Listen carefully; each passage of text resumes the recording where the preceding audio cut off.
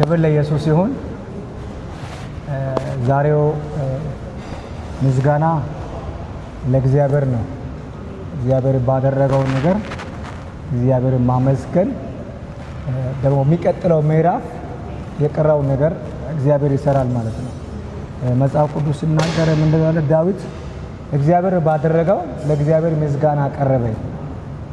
ምስጋና የሚገባው እግዚአብሔር እጠራለሁ ከጠላቶች እድናለሁ አለ። አንድ ሰው አንድ ህይወት ላይ በራሱ ህይወት የደረሰው ነገር ድሉን ካገኘ የሆነ በህይወቱ ላይ ፈተና ሲኖር በዛ ፈተና አልፎ ተዋግቶ አልፎ እግዚአብሔር ረድቶ ያ ሰው በእግዚአብሔር ፊት ምስጋና ሲያቀርብ ሁለተኛው የሚቀጥለው ምዕራፍ እግዚአብሔር የድል ምዕራፍ ያደርጋል። ከምስክርነታቸው የተነሳ ይላል ድል ነሱ ይላል።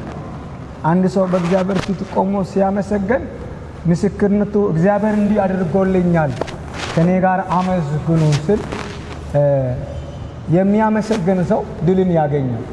ክብር ለኢየሱስ ይሁን። ስለዚህ ዛሬ ለእግዚአብሔር ምስጋና ይዘን መጥተናል። እግዚአብሔር ባደረገው ደግሞ ምስጋና ይወስዳል እና እግዚአብሔር ባደረገው ነገር በእግዚአብሔር ፊት ቆሞ ማመስገን ትልቅ የምህረት እጅ ሲዘረጋ ነው። እግዚአብሔር ደግሞ በጎኑ ቆሞ ሲያግዝ ነው ምስጋና ለእግዚአብሔር የሚቀርበው እና ዛሬ ከእናንተ ጋር ለማመስገን እግዚአብሔር ትልቅ ስራ ስለሰራ በዚህ ስራ ላይ እግዚአብሔር እንዲከበር የጠላትን አዋጅን ገልብጦ የራሱ አጀንዳ እግዚአብሔር ስለፈጸመ ፈውሱን ስላደረገ ነው ከእናንተ ጋር ለማመስገን ዛሬ የቀረብነው። ጌታ ኢየሱስ ይባርካችሁ። ተባረኩ። የደስታዬ ተካፋይ ሆናችሁ እናንተ ቤት ምስጋና ይሁን። ተባረኩ። ክፉ ነገር አይንካችሁ። በጣም ደስ ብሎኛል። በጣም ወዳችኋለሁ። ተባረኩ። ክብር ለጌታ ለአምላካችን ለእግዚአብሔር ይሁን። እንግዲህ የረዳ ያገዘ እግዚአብሔር ይባረክ። እግዚአብሔር ላደረገለት ነገር፣ እግዚአብሔር ለሰራለት ነገር ለእግዚአብሔር ምላሽ መስጠት፣ ለእግዚአብሔርን ማመስገን ትልቅ ነው። ዳዊት በዘመኑ ሁሉ እግዚአብሔርን ያመሰግናል።